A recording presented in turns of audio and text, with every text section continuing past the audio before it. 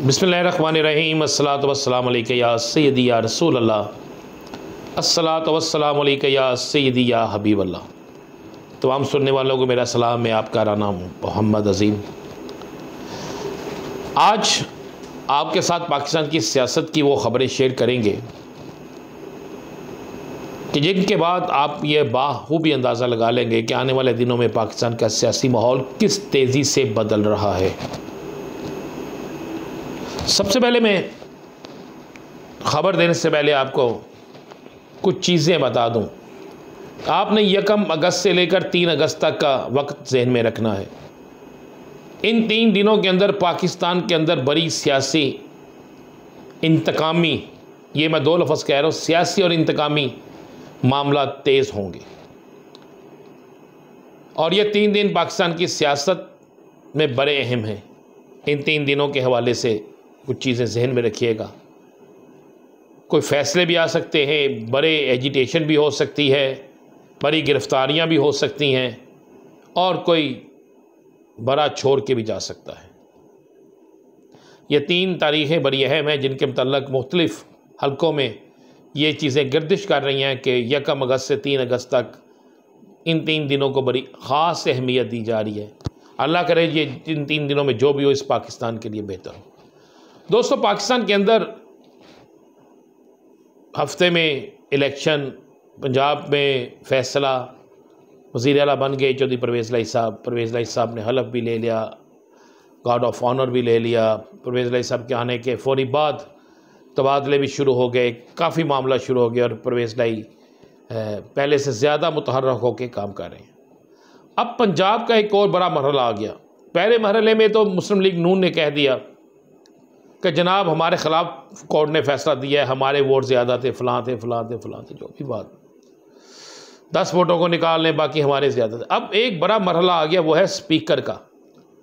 Speaker के मरहले में बड़ी दिलचस्प सूरत पैदा हो गई है। पहले ये सुनने में आ रहा था कि जो स्पीकर का इलेक्शन है ये पीपल्स पार्टी को दिया जाएगा और पीपल्स पार्टी के पार्लियामेंट लीडर हसन जो हैं मुर्तज़ा, इनका नाम भी आ रहा था।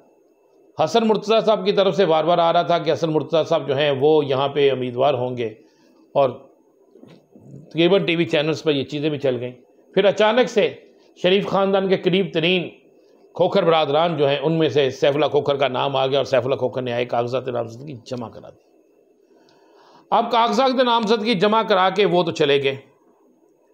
तहरीक इंसाफ की तरफ से सब्तैन खान साहब को फाइनल किया जा चुका है, उनके भी कागजात नामजदगी जमा हो गए। इलेक्शन है, इलेक्शन होगा।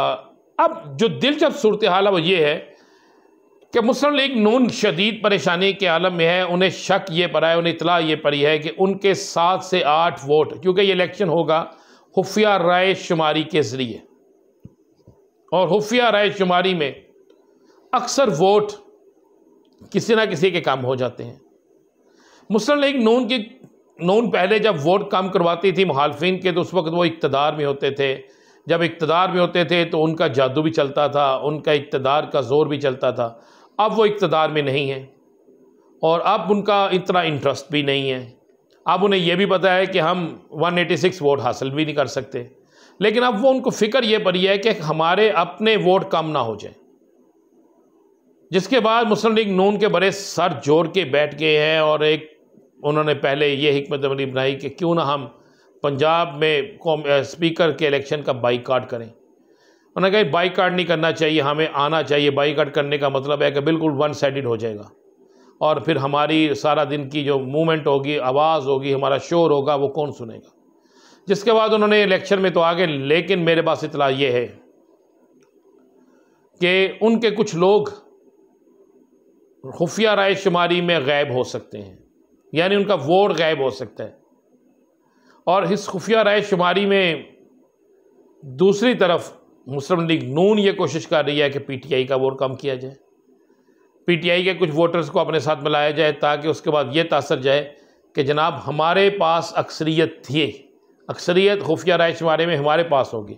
ये बड़ा दिलचस्प मरहला आ गया। लेकिन मैं आपको बड़ी इतला देता चलूँ कि स्पीकर के इलेक्शन में मुस्लिम लीग नून जो है उसके लिए एक सियासी खौफनाक सियासी मंजर होगा और मुस्लिम लीग नून के बहुत से अरकान असम्बली जो राब्ते कर चुके हैं चौधरी परवेज़ राही साहब के साथ, जो राब्ते कर चुके हैं राजा बशारत साहब के साथ, जो राब्ते कर चुके हैं मियाँ असलम इकबाल के साथ, वो पीपल्स पार्टी के या मुस्लिम लीग नून के उम्मीदवार जो हैं, अब तो चूँकि मुस्लिम लीग नून के उम्मीदवार पीपल्स पार्टी के उम्मीदवार को नहीं इन्होंने स्पीकर के लिए नामजद किया, उनको शायद वो वोट ना दें। तो अगर उनको वोट नहीं पड़ते और ये वोट कम पड़ते हैं तो उसके बाद पंजाब में पीपल्स पार्टी और मुस्लिम लीग नून की जो पोजीशन है वो मज़ीद कमज़ोर से कमज़ोर होती जाएगी। तो ये कल का जो एक मार्का है, जो स्पीकर के इलेक्शन का मार्का है, ये मार्का पाकिस्तान की सियासत का रुख तब्दील करेगा और इसमें ये साबित हो जाएगा कि कौन सी सियासी जमात जो है अवाम और अरकान असम्बली उसके साथ जाना चाहते हैं और कौन सी सियासी जमात है जो सियासत से आउट होने जा रही है। अब ये बड़ा दिलचस्प मसला है और मेरे पास इतला ये है कि मियाँ नवाज शरीफ साहब जो हैं वो ख़ुद तमाम अरकान असम्बली से रब्ता कर रहे हैं और वो चाहते हैं कि हर सूरत में बचे। शहबाज शरीफ साहब को भी ये टारगेट दिया गया है और यही टारगेट जो है दीगर मुस्लिम लीग नून के जो अहम ज़िम्मेदारान हैं उनको भी दिया गया है। तो कल स्पीकर के इलेक्शन में, यानी जो स्पीकर का इलेक्शन होगा जुमातुल मुबारक के दिन, वैसे जुमे का दिन जो है ये बड़ा अच्छा दिन है। पहले जुमे के जो दिन ही इलेक्शन हुआ था और उस इलेक्शन में एक फड्डा भर गया, 10 वोट मुस्तरद हो गए। अब इस इलेक्शन में क्या होता है? अब तो अगर चौधरी शहजाद साहब का लेटर भी काम नहीं आएगा क्योंकि ये खुफिया राय शुमारी है, किसको पता चलेगा किसने किसको वोट दिया। तो ये अब बड़ी दर्द सर बन गई है मुस्लिम लीग नून के लिए, जिसके बाद मुस्लिम लीग नून की क़यादत खुद राब्तों में आ गई है। मरियम साहबा, शहबाज शरीफ साहब, मियाँ नवाज शरीफ साहब और दीगर रहनुमा खुद अब एक एक अरकान असम्बली से रब्ता कर रहे हैं और कोई निशानी ऐसी रखना चाहते हैं कि जिसमें इन्हें पता हो कि इन्हीं के लोग ने वोट डाला। और ये मैं आपको एक और ख़बर ब्रेक कर दूँ, ये भी खदशा है कि जब इन्हें पता चला कि हमारे वोट कम हो सकते हैं तो ये हो सकता है इलेक्शन का बाइकआउट कर दें।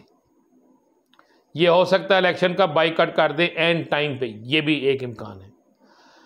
अब आगे चलते हैं, दूसरी बड़ी खबर की तरफ चलते हैं। आज राना सनाउल्लाह साहब की प्रेस कॉन्फ्रेंस, बड़ी तेज़ प्रेस कॉन्फ्रेंस थी, उन्होंने उसमें बड़े बड़े नाम लिए और मैंने पहले भी आपको बताया था कि ये फैसला हो चुका है कि तहरीक इंसाफ के ख़िलाफ़ कार्रवाई की जाए। तहरीक इंसाफ के ख़िलाफ़ कार्रवाई का फ़ैसला हो गया और इसके लिए एक बड़े अदारे को मुतहरक कर दिया गया है। उस अदारे को मुतहरक कर दिया गया है जिसका डीजी चेंज किया गया था और उस अदारे को जो टारगेट दिया गया उसमें मैं फिर कह रहा हूँ कि बड़ी गिरफ्तारियाँ मतवक्के हैं और उन बड़ी गिरफ्तारियों के हवाले से जो ज़ोर डाला गया है वो मौलाना फजल रहमान ANP की तरफ से, मौलाना फजल रहमान की तरफ से और ख़ुद मरियम साहिबा की तरफ से ज़ोर डाला गया है कि हर हाल में ये गिरफ्तारियाँ होनी चाहिए। ये गिरफ्तारियाँ होने के बाद क्या मुल्क के हालात बेहतर हो जाएंगे? नहीं, मुल्क के हालात मज़ीद बदतर हो जाएंगे। डॉलर कहाँ पहुँच गया और डॉलर जितना बुलंद जा रहा है, जितनी उसकी कीमत डॉलर की बढ़ रही है, रुपये की कीमत जितनी गिर रही है, पाकिस्तान उतने ही कर्ज़ों में फंस रहा है। अब आपको बड़ी खबर देता हूँ, मियाँ नवाज शरीफ कल यानी जुमे के रोज़ इलेक्शन का रिजल्ट देखने के बाद पाकिस्तान आने का फैसला करने लगे। मियाँ नवाज शरीफ को कहा गया है कि इमरान खान को अगर रोकना है तो उसको यहाँ उसकी जो है मकबूलियत उसको कम करना है तो आपको पाकिस्तान आना होगा और 4 महाजों पे हमें लड़ना होगा। आप जलसे करेंगे, मरियम साहिबा जलसे करेंगी, शहबाज साहब जलसे करेंगे, तो उसके बाद जाकर हम इनको इमरान खान का मुकाबला कर सकते हैं। यानी एक नियाजी इन सब के लिए सरदर्द बन गया है। उसके लिए ये मियाँ नवाज शरीफ को बाहर से बुला रहे हैं और उन्होंने ये भी कहा कि मियाँ साहब मैं बड़ी एक और ख़बर देने लगा हूँ। इन्होंने मियाँ साहब को कहा, मियाँ साहब हमें आसफ अली जरदारी साहब पर एतबार नहीं है। आसफ अली जरदारी साहब अपने बेटे को वज़ीर-ए-आज़म बनवाना चाहते हैं। जब वो अपने बेटे को वज़ीर-ए-आज़म बनवाना चाहते हैं तो वो किसी सूरत में भी हमें मजबूत नहीं होने देंगे और आप ही आकर अब इस पाकिस्तान के अंदर मुस्लिम लीग नून को बचा सकते हैं। अब परेशानी ये है कि मियाँ साहब पाकिस्तान आते हैं, क्या मियाँ साहब गिरफ़्तार होंगे? क्या मियाँ साहब को गिरफ़्तार किया जाएगा? अब ये एक सवाल है, चूँकि इसाक डार साहब तो वापस हो गए, उन्होंने कहा जी मैं नहीं आ रहा। तो अब बाऊजी जो है वो कब आ रहे? बाऊजी कल का रिजल्ट देखने के बाद मैं आपको बता रहा हूँ, अगस्त में बाऊजी पाकिस्तान आ रहे हैं। अगस्त में बाऊजी पाकिस्तान आ रहे हैं। अभी तक का फैसला ये है कि इमरान खान की मकबूलियत को कम करने के लिए वो कहते हैं कि बाऊजी के अलावा कोई चारा नहीं है।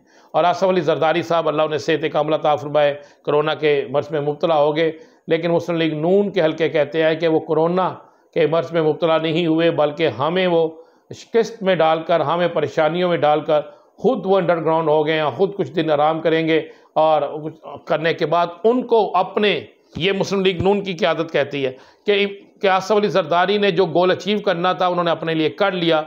वो उनका गोल यही था कि मुस्लिम लीग नून जलील हो और हम उसी तरफ चले गए, हम इक़्तिदार से दूर जाते जा रहे हैं। और मैं आपको ये भी साथ साथ खबर देता जाऊँ कि मियाँ नवाज शरीफ की वतन वापसी अगर हो गई तो उनकी वतन वापसी के फौरी बाद मुस्लिम लीग नून खुद इलेक्शन की तरफ चली जाएगी। मुस्लिम लीग नून मियाँ नवाज शरीफ की वतन वापसी पर खुद इलेक्शन की तरफ चली जाएगी, क्योंकि मुस्लिम लीग नून को पता है कि किसी सूरत में भी हम वैसे इलेक्शन नहीं जीतते। एक आखिरी पत्ते के तौर पर वो मियाँ नवाज शरीफ को इस्तेमाल करेंगे। लेकिन मैं आपको ये खबर भी देता चलो कि अब चाहे गिरफ्तारियां कर लें, जो मर्ज़ी कर लें, इमरान खान जो है उनकी 2 से 3 तिहाई अक्सरियत से उनके इक़्तिदार में आने को कोई नहीं रोक सकता। नाज़रीन, इंशाअल्लाह कल आपको स्पीकर इलेक्शन के बाद बड़ी खबर देंगे कि आगे क्या होने जा रहा है, मज़ीद पाकिस्तान की सियासत में क्या होने जा रहा है और महंगा डॉलर जो है उसमें से बहुत सा हिस्सा किस सियासतदान को कहाँ पर पहुँच रहा है और किन बैंकों में जा रहा है, ये आपको बताएं।